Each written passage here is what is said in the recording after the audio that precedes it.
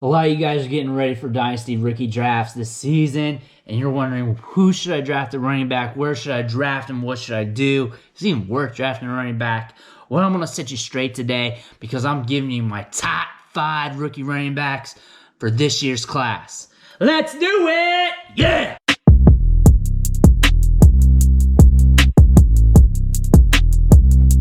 What's going on, guys? It's Bruce Matson, your host show, Metric Scout Fantasy Football, and I'm here to talk about some rookie running backs to get you ready for your rookie drafts this spring. A little early. I'm talking about my top 5, so obviously I'll come back with more rankings here later, but I gotta be early. I gotta be before everybody else, so you're in the know. You at least know these guys' names. All these players, though, I've done a player profile of prior to this, so check the archives if you're interested in that. And if you're into Dynasty Fantasy Football, redraft, all things fantasy, make sure you hit that subscribe button. Help me out on the algorithm. Give me a like. Tell your homies. But let's dig into these rankings real quick. So, as you all know from my previous ranking videos, I like to rank my players in tiers because if they're close in value, I may feel like I want to change my mind every other day, which means if I'm changing my mind every other day, then I'm not really telling the truth when I'm doing this video, because next thing you know, is the next day, these guys are swapping around. So when I do a tier, these are 2 guys that are kind of swapping around in my head a lot. Lately, all my tier 1s have been one guy. Tier 1 has 3 players. That's Travis Etienne, Najee Harris, and Javonte Williams. 3 of the best backs in this draft, or the most coveted running backs in this draft. And they're all heralded for different ways. Javonte Williams had a big season this year with 11,140 yards and 19 touchdowns. Travis Etienne's been a staple in college football.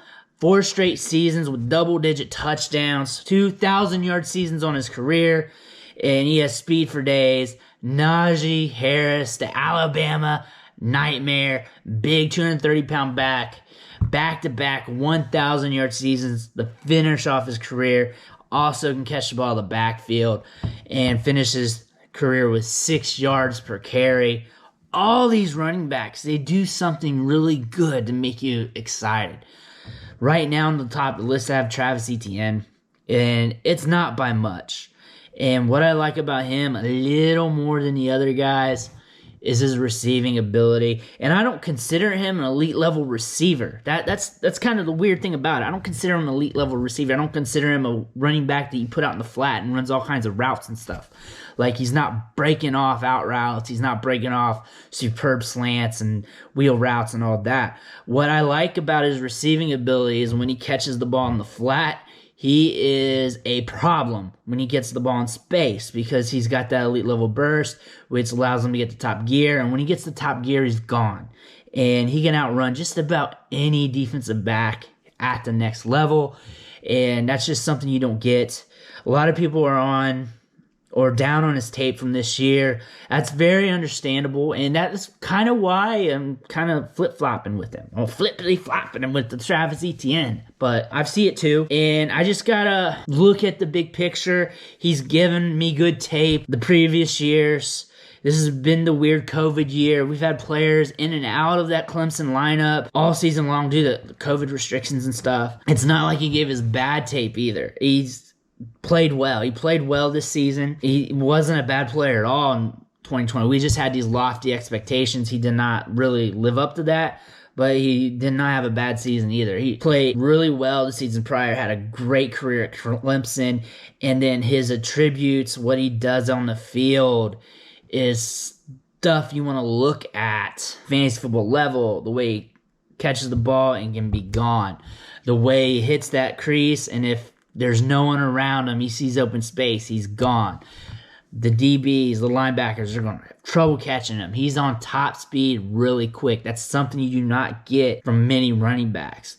And if we look at how we rated him, or how the consensus rated him, like this time last year, he was considered to be one of the top running backs in the 2020 draft if he would have came out then, but he decided to stay that extra year. This year's numbers isn't that bad for him. 3.84 yards after contact per attempt, 822 yards after contact, and he forced 43 missed tackles, 15 carries of 15 plus yards. The thing is, I like him. He's technically my number one guy, but I could wake up tomorrow and not be. Najee Harris, I like too a lot. He's a big guy, 230 pounds, moves really well for his size. Good lateral movement, good field vision, and a good receiving back. You look at his size, you think of a guy that can handle 20, 25 touches a game. Game after game after game after game. You can see him being paired with a team like the Pittsburgh Steelers because he's like a lunch pail type of a running back who just does the dirty work and grinds out yards. Big back, big bruiser that can move. Good stats this year as well. 962 yards after contact, 469 missed tackles. Very good player. The thing is, Javonte Williams does some of the similar stuff.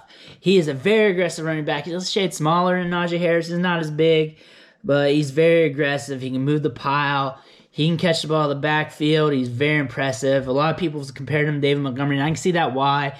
He's a jack of all trades, master of none.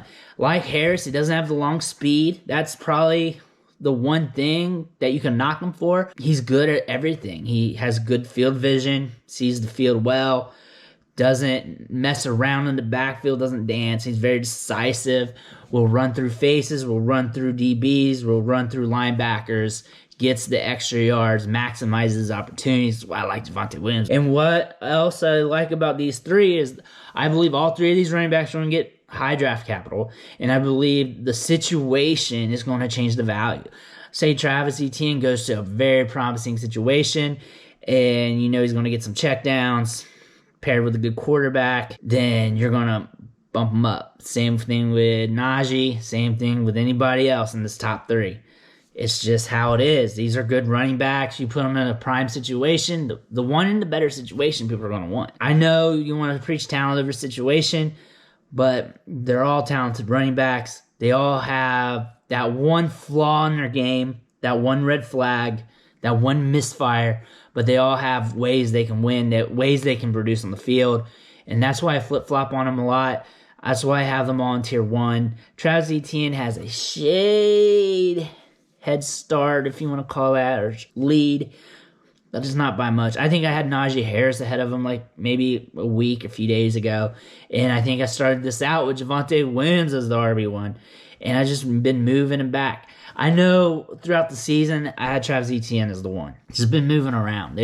This is probably like Travis Etienne's third go as my top back. But top back really means nothing to me right now because I'm moving around these backs so much, and I'm just fighting with myself. Because I keep watching film on these guys, and yes, I'm overanalyzing, but I have to so I can give you guys the best analysis I can possible so you guys can make the best decisions for you because I'm here for you, not me. So that's why. Tier 2, these are two backs that are valued less, but they are talented in their own right. They have ways they can win. And one of these running backs, I wouldn't be surprised if they outperformed the first three out on the list. I wouldn't be surprised because they got ways they can win on the field. It's JaMarr Jefferson and Kenneth Gainwell. Both of them are intriguing prospects. JaMarr Jefferson rushed for 1,380 yards 12 touchdowns as a freshman. Had a good season this year, rushing for 858 yards this year. Looks good. Good size-adjusted agility, moves laterally well, sees the field well, can pick up yards.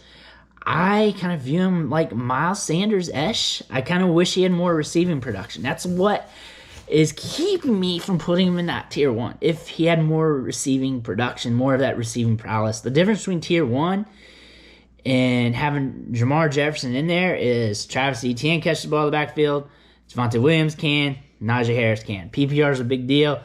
I wish I could see more of JaMarr Jefferson. The thing about him, what I think about the receiving game for Jefferson is that he's got good athleticism, good burst, good wiggle, that he could be a check down artist and still be able to get things done. It's not hard to do that. It's very low acuity work. Just about any running back that's ever stepped on the field can be a check down artist. One thing you want to look at is burst, speed, wiggle. If you catch the check down, you have space around you. and you're able to eat up chunks of yards, then that's dangerous. And then you keep doing that, then you'll get more check downs. Then next thing you know, you're a PPR back. And then you don't have to be this elite level route runner. There's different ways you can win in the receiving game as a running back. You don't have to be always split out in the slot, running out routes, run slants and stuff. So you just got to think about that in those regards. And then Kenneth Gainwell. Kenneth Gainwell had a monster season last year. He sat out this year, but he had 1,459 yards, 13 touchdowns last year.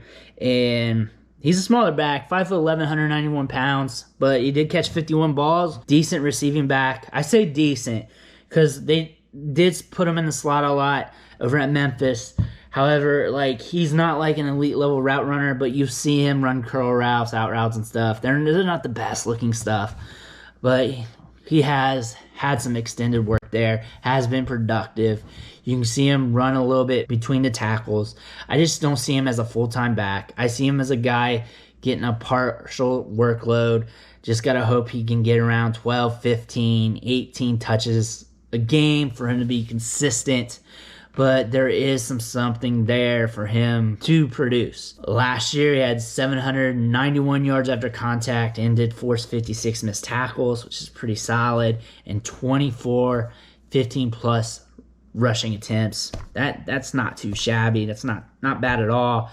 There is some red flags in his game, other than the size. Pass blocking is not that great. Misses holes. Doesn't maximize all his opportunities in the run game. Some vision issues. You see the intangibles that go along with that, the pluses. And you know, if this player just develops and takes a step forward and he can become something. Sometimes running backs, they don't fully hit their development year 2, year 3. However, we expect them to be pretty damn near polished when they start their rookie season because they don't have that long in the developmental process as some other players. Kenneth Gainwell's a good player. I like him. I love his profile. His value is what's going to be interesting for me in rookie drafts. See him late first, early second round option in rookie drafts, which isn't bad. It's going to be hard to select him over some of the top wide receivers, though. Some guys are falling a little bit like Elijah Moore. Like Elijah Moore, Kenneth Gainwell, I'm going Elijah Moore all day. Tylan Wallace, I want to go Tylan Wallace all day because he's been hyper productive throughout his career. Shows good athleticism. Tested with a 4.39 40-yard dash. There's some grain of salt on that because that's at the sporting. It's to XOS. And yeah, they pump up them stats, but we know he's fast off the tape. JaMarr Jefferson this year, 3.67 yards after contact per attempt, 488 yards after contact, and that's with him playing less games. I think he played in 6 games this season and still had a good year. I like him as well. So I like all these running backs. The thing about this class, I don't like this running back class too much. I'm not too big into it. I'm more likely to pump up the wide receivers this year and overinvest in them. I'm not going to overstep my boundaries with these running backs. I'm not going to try too hard to get some. I may get some of the late round running backs, scoop up a few of them if I feel like it. But I'm really here to attack the wide receivers. This wide receiver class is deep, talented, from top to bottom, and I'm just going to stack up there. And I get it, running backs are more valuable because they're more scarce, but also it's harder to nail that position. And when I know and when I feel comfortable about certain players at the wide receiver spot and I want to get them, and I know I can trade back and maybe get 2 of them instead of spending like a 103 on one running back, instead I can trade back to the later part of the first round or early part of the second round and get two wide receivers, and both of them hit or one hits and one maintains value for a while. I'm going to take that all day. And that's how you get Justin Jefferson last year's draft. That's how you get some of these other receivers. T. Higgins, you would have got him that way.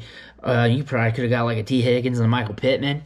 Just think of it that way, and that's more than likely what could happen this year in this year's draft. You trade back late in the first, early second, you can double up, get extra shots at the pinata, get more chances, more likely to hit, and wide receivers pumped up in that back out of the first, early part of the second. But if you really need a running back, tier 1, I feel comfortable with it that you're going to get some production. You may not get elite level RB1 production throughout these players' career, but Travis Etienne, Najee Harris, Javonte Williams, they all bring something to the table to become a fantasy football asset, but they do have the red flags. All 3 of them do. when it comes to the long speed for Najee and Javonte, and then Travis Etienne with less than promising tape in 2020. Also a little bit of a slender build. I went through all this and all of their draft profiles. I'll probably give them another draft profile right before the draft or right after, just so you guys are more in the know of how I feel and how I project them to be at the next level. Anyways, I think that's it for me. Thank you guys for watching the show. Make sure you hit that subscribe button, ring that bell, drop me some comments. If you have a suggestion, drop it, and I might do a video for you, just for you. I've done it before. Done it for Brees Hall, and I've done it with Isaiah Spiller. But make sure you tell your friends, share this video on social media, and I'll catch you next time.